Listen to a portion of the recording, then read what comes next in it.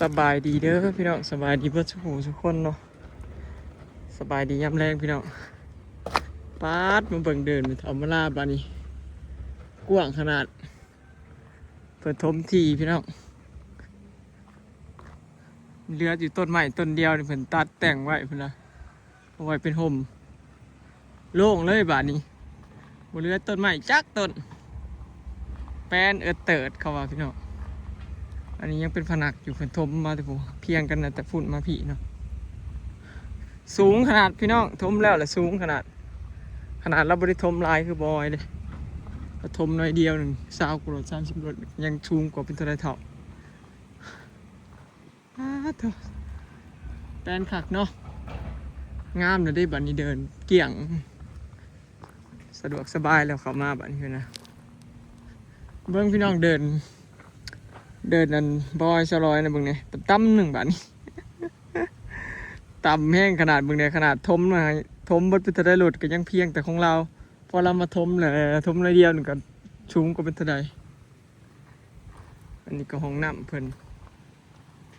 ยังไม่ได้พามาเบิ่งพี่น้องเพิ่นนะกระทมแล้วเมื่อกี้นี่พระเจ้ากระเกตแล้ว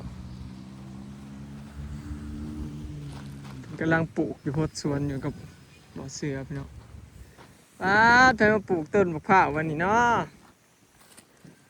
ปลูกต้นรักไว้วันนี้อันนี้ก็ปลูกใหม่เป็นซื้อต้นใหม่มาปลูกใหม่อีกแล้วพี่น้องโหดเศร้าโหดแรงอยู่โหดลายมันตายเด้อไอ้เอ้ยโหดดุลาย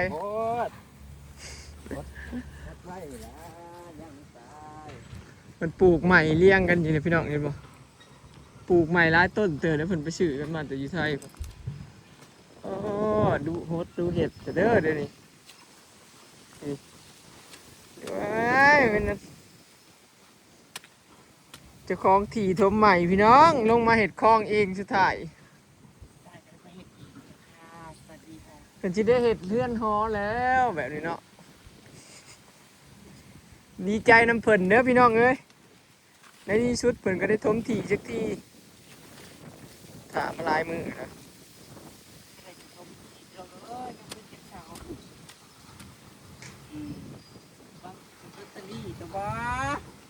บ่ถือบ่ใกล้เจ้าลงไปขวดยังอีกมีใหญ่นี่โอ้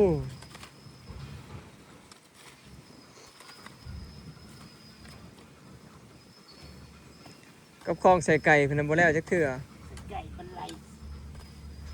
เฮ็ดอยู่คู่มือครับบ่แล้วจักเทื่อ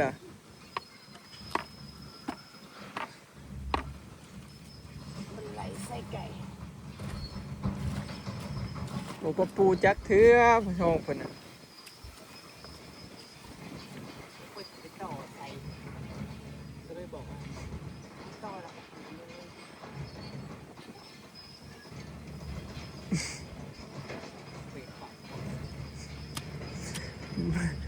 อันแล้วคลองแล้วก็ยังมายากอันปูอยู่เนาะ นี่แหละพวกผู้บ่าวกับผู้สาวผู้หนึ่งบ่อยากเห็ดเดียวหนึ่งผู้หนึ่งบ่อยากเห็ดเดียวหนึ่งยากเห็ดผู้เดียวใครแน่คือของเฮานะเห็นบ่เราพี่ก็ได้ยินเสียงอยู่เว้นบ่ตูบนั้นตอนแรกหันมาตักพี่บ่แล้วเปลี่ยนใจหันลุงลุ่มบัดนี้จักหน่อยต้องใช้สิหันไปอีกทั้งใหม่เด้อคำว่าแดดเล่นตมพี่น้องเล่นตมมันเพี้ยรถจกเข้ามาเลยพี่น้องคนดินเจ้าน่ะพ่อเลยบ่ได้จักรถนะ44รถบ่น่ะฮะ44รถอมลงไปพ่อเลยป้าเป็นขนาดนั้นนะเรือน้อยเดียวน่ะป้าเป็นนั่นนะไม่ได้ถึงทมไม้บ่พอแล้ว โอ้ยจังแมนมาเบิดเงินคือกันเนาะย่านแต่เขาบ่ฮู้แท้ๆจังแมนมาทมคือกันอีกแหละพวกเฮากับป้าไว้อย่างทั้งหน้านะเขาก็สิว่าพวกนี้คือมาเฮ็ดคือกันซะบ่ มาทมซองบ่อนเจ้าเดียวกันมาเห็ดคือกันอีก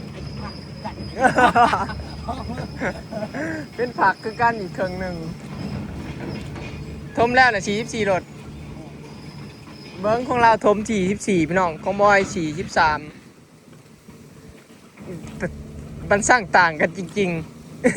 ๆ ของเขาทำไมสูงจังเลยบ่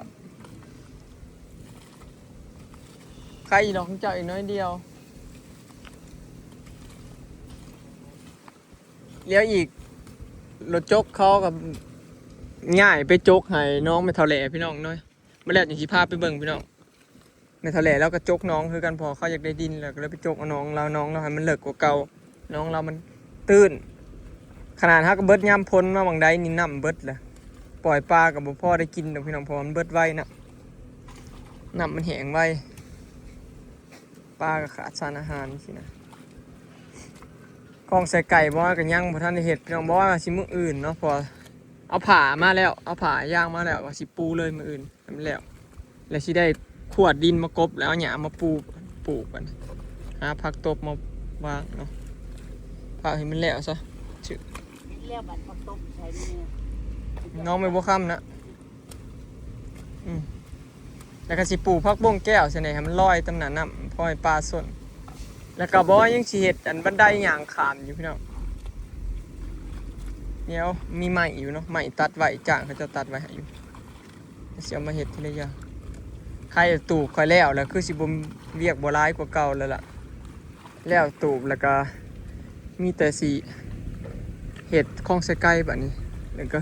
เฮือนในบ้านก็มุงแล้วพี่น้องเหลืออีกหลายอย่างมุงแล้วเหลือแต่ใส่เพดานรอบนอกกับสาบแล้วก็แล้วเอาเพิ่นซื้ออันมะพร้าวมาปลูกอ้อมคลองเพิ่นเลยพี่น้องข่อยยังค่าน้ำคลองแล้วสิหามะพร้าวมาปลูกกันคลองเพิ่นคลองตัวยูเพิ่น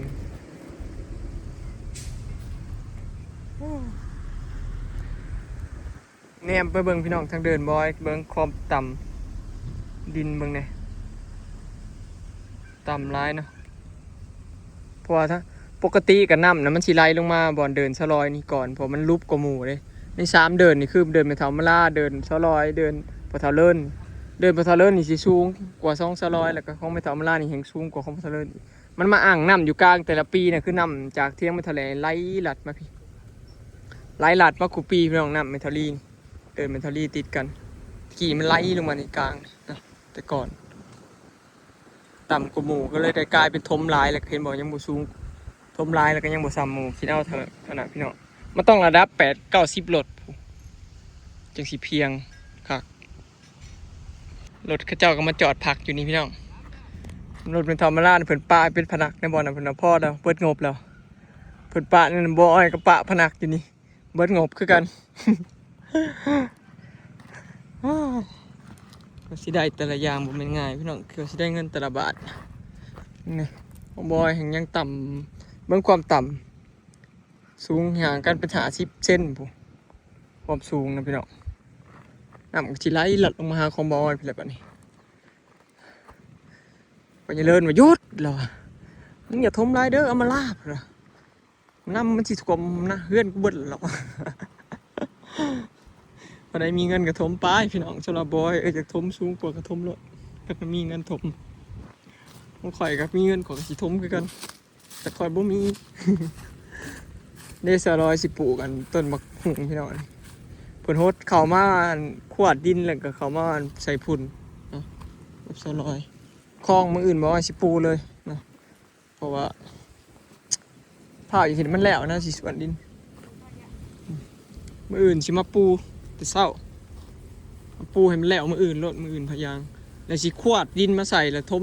ทับสิโฮดน้ำให้มันแก็บแล้วก็หาหญ้ามาปลูกกันนี่ก็ใส่ผ้าสแลมมันอยากตายพี่น้องมันแดดฮ้อนมุ้งก็แดดส่องมันคือเก่าแดดจ้ามันก็ยังคล้ายกว่านั้นนี่อันนี้แดดบ่ได้โป๊กปันรักมันตาม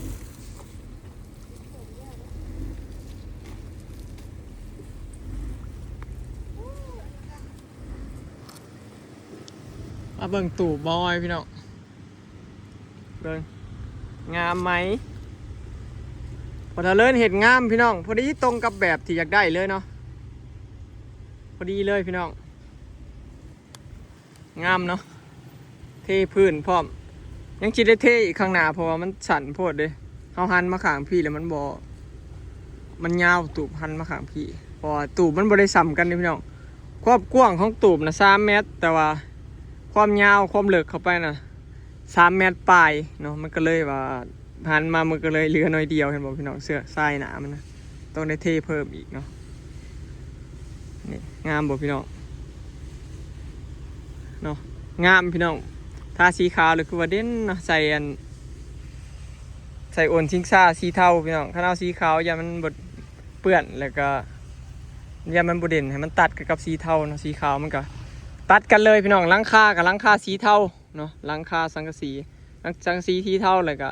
โอนชิงซ่ากับสีเทาเด้ตัดกันเนาะแนมไปก็จะได้เห็นโอนชิงซ่าแบบสัดๆนะเด่นๆพี่นะไว้นั่งเนาะเสื้อหอยโอนชิงซ่านะบอกว่าซื้อมาใหม่สิเอาแบบผ่ายแข็งๆดีๆนะมันจะงามเข้ากับตูบเนาะเอาเสื้อผูกมันขี้ลาย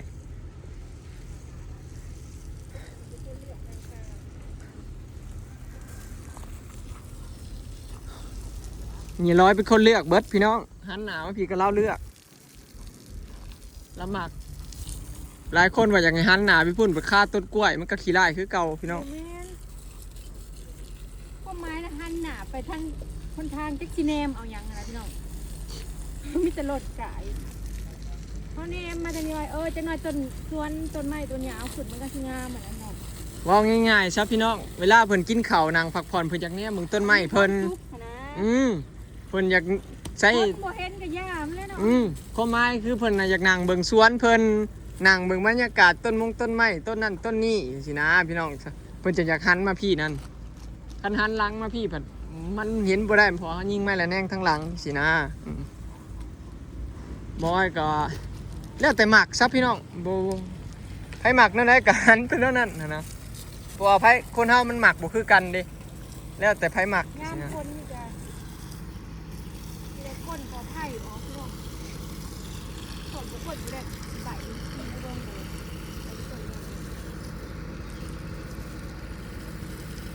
มันได้สิกลออกได้กลออกบ่ตายบ่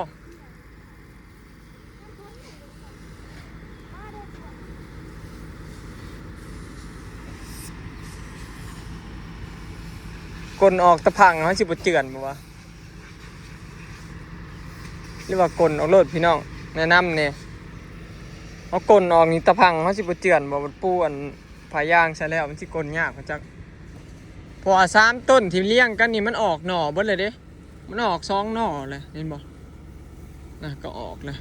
มันเป็นหากมันลงเลิกก็จักสิกลคันกลออกก็จะมันตายมาจากเนาะแนะนำเนี่ยพี่น้องปลูกพิษตะกี้ว่าบ่ได้อยากเห็ดคลองใส่ไก่เด้ตะกี้ว่าบ่ได้อยากเห็ดเนาะเพราะว่าจ้างเขาเจ้ามันแพงเขาจะเอา2-3 หมื่นเลยบาดนี้แล้วได้ทมดินแล้วได้ให้เขาเจ้ามาจกอันต่อออกก็เลยได้เป็นคลองอันนี้ถ้าเป็นจ้างเขาเจ้ามาเห็ดให้อย่างเดียวละ2-3 หมื่นพวกเจ้าแหละสิบ่ได้เห็ดเลยก็เลยได้ปลูกชนิดนี้พี่น้องพอได้มาทมแล้วเอาให้รถจกเขาเจ้ามาจกอันต่อออกให้มันกระเทินก็จะได้มากมันได้เฮ็ดสินะมันบ่แพงนะ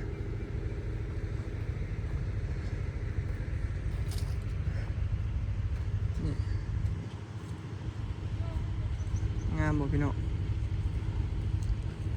ถือว่าได้แบบเนาะได้ตรงตามแบบที่อยากได้เลยพี่น้องแบบนี้แหละเหลือแต่ซื้อหลอดไฟมาใส่เนาะหลอดไฟมาใส่แล้วก็หลอดไฟแบบงามๆนะพี่น้องมาใส่เนาะแล้วก็ตกแต่งเล็กๆหน่อยๆเนาะพี่น้องบอยว่ายังสิซื้ออันห่านตั้มเดี๋ยวเอามาไว้นี่โอ้เอามาไว้ตั้มนี่เลยสลอยว่าสิเอาห่านตั้มออกมาปะไว้นี่พี่น้องพออยู่บ้านก็ไม่ได้ตั้มละบอยน่ะสิหาซื้ออันนั้นมาอีกพี่น้องพอฝนมันสาดแน่นอนเนาะสิซื้อแนวกันสาดมาใส่นี่สิซื้อแนวกันสาดที่เป็น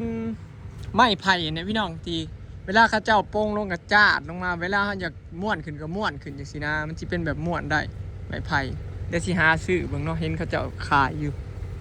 มาเอาลงไว้นี่กันฝนกันแดดจังสินะย่ามเขาอยากปล่อยลงเขาก็ดึงขึ้นจังสินะเก็บได้เนาะเดี๋ยวสิหาซื้อก่อนเดี๋ยวตูบนี่เบิดเงินเท่าไรเบิดค่าสร้างเท่าไรเดี๋ยวบอยสิมาเราให้ฟังคลิปหนาเนาะพี่น้องเดี๋ยวมือหนาเนาะเดี๋ยวสิไลเบิ่งวันเบิร์ดเท่าไรขาดเฉพาะตัวตูบเนาะเผื่อหลายคนแบบว่าจะเฮ็ดสินะเผื่อหลายคนจะคู่เนาะพี่น้องว่าเบิร์ดเท่าไรตูบหลังนี้เนาะแล้วก็สิไลให้แล้วก็ไลทั้งขาสร้างให้สินะแยกกันเนาะเพราะว่าภาษาเลื่อนเราไลเอาขาสร้างแล้วหู้แล้วขาสร้างเท่าไรเนาะเพราะว่าบอยกับบุหูได้บ่ได้ว่าเมาเราหรือว่าอะไรยังดอกบ่ได้ว่าเว้ากับแต่แรกกับเราเนี่ยเพราะว่าอันนี้นะให้เราเห็ดไปเรื่อยๆนะพี่น้องเราเพราะว่ามันบูฮูมันย่ำได้สิแล้วเดี๋ยวเราก็บ่เคยเห็ดจริงๆนะก็ให้เราไหลเอาเลยพี่น้องขาสั่งแล้วแต่เราสิเอาเนาะก็เลยว่ายังบูฮูแต่ว่าต้นนี้ฮูแล้วเราบอกแล้วเนาะเดี๋ยวคลิปหน้าพี่น้องเดี๋ยวบอยสิมาตอบว่าเบิร์ดเท่าไรเห็ดตูบลังนี้เนาะราคาเท่าไรซื้อเล็กซื้อสังกะสีรวมเบิร์ดเนาะแล้วก็ขาสั่งเท่าไรเนาะพี่น้องรถจกเขาเจ้าคือสิมานอนพักอยู่เขาเจ้าคือสิมานอนพักอยู่ตู่บัมมาลานี่แหละเพราะว่าส่วนไรเขาเจ้าไปถมดินอยู่ใช่เขาเจ้าก็สิพักอยู่หั่นเลยเพราะว่ามือหนาเขาเจ้าจึงสิเคลื่อนไปบอนไม้สินะพี่น้องมันค่ำเขาเจ้าก็บ่ขับรถสินะมันค่ำแล้วก็ย้อนหั่นสินะสังกะสีขอบข้างก็ซื้อมาแล้วแต่ว่าบ่ใส่ซะร้อยว่ามันบ่งามเพิ่นว่าบ่มักนะให้มันสู้เล็กขาวไปนี่แหละนี่ก็เลยบ่ได้ใส่พี่น้องส่วนเฮือนว่าสีเห็ดบอลเขตเซานะพี่น้องยับมานี่บอลเฮือนสลอยเพิ่นอยากให้ชิดๆทั้งๆหน่อยนึงทางนี้ก็สีเห็ดแบบไว้บอลจอดรถบอลยังแน่แนมประมาณนั้นนะพี่น้องอนาคตนะมันโลกมาเห็ดคำพี่สินะเซากับเขาเจ้าโทรมาบอกว่าเห็ดแล้วยังเหลือแต่หามือบัดนี้หามือตั้งเสาว่าสิตั้งเสาใน12 ต้นพี่น้องต้นละ900 บาทเนาะแมตละ300 บาทเสาเฮือนบอยเอา12 ต้นกะลังบอยใหญ่เป็นได้พี่น้อง12 ต้นเนาะห้องก็ประมาณ3 เมตรนี่แหละห้องหนึ่งนะพี่น้อง3 เมตรห้องหนึ่งเสา12 ต้นสิประมาณหลักประมาณนี้มาหาชิฮอดแต่นี่บอลรถจักรแถวนี้แหละลังบ่ใหญ่เนาะแล้วแต่ว่าเป็นเพื่อนแบบยกสูงคล้ายๆคือเทียงนาเนาะเขาเอิ้นบ้านยกสูง2 สั้นแต่ว่าบ่ได้แอมทั้งลุ่มนี่บ่ได้แอมพี่น้องปล่อยโล่งสิเทพื้นแล้วก็ปล่อยโล่งเลยบ่แอมยังเลยเนาะไว้นั่งเล่นอยู่ลุ่มนั่งห่มอยู่ลุ่มสิยังมีเวียกมีงานก็นั่งอยู่ห่มหมู่คู่มาให้มันได้บรรยากาศบ้านสวนนะพี่น้องคันเอาเฮ็ดเฮือนดินติดแอมเบิดมันก็ซ้ำเฮ็ดเฮือนอยู่บ้านคือเก่าเนี่ยมันก็แบบมันบ่ได้บรรยากาศซะว่าง่ายซะพี่น้องมันบ่งามก็เลยว่าบ่แอมปล่อยโล่งเลยแบบคือเทียงนาเขาไม่เท่าแหล่แบบคือเทียงไม่เท่ารี่เห็ดใหม่พี่น้องสูงๆเวลาเขานั่งลิ้นอยู่ลุ่มสิกินข้าวกินน้ำก็อยู่ลุ่มสบายเนาะคันแอมแล้วมันอยากแคบอึดอัดคือว่าบอยบ่มักนั่นน่ะอยากให้มันได้บรรยากาศบ้านสวนเนาะถ้าเบิ่งพี่น้องอันนี้เล่าความฝันให้ฟังเลยนี่ ครอบคิดเนี่ยจะเห็นแบบนี้แหละพี่น้องแต่ว่าสิได้บ่นี่ถ้ารอติดตามพี่น้องหรือว่าเห็นเฮือนแล้วงบประมาณเบิดบ่ จังได้ก็ฝากเป็นกำลังใจเด้อพี่น้องเนาะถ้าเบิ่งถ้าติดตามเนาะแต่ว่าเสานะแล้วแหละเดี๋ยวมีแต่เราหามือดีมาย่อเสาเนาะตั้งเสาหรือว่าสิได้แต่ยกเสาไว้บ่หรือว่าปีหน้าจึงได้เฮ็ด จังได้ก็ให้มันได้เสาก่อนพี่น้อง เนาะไปแล้วพี่น้องสบายดีคอยเฮ็ดคอยสร้างเนาะพี่น้องค่อยเป็นค่อยไป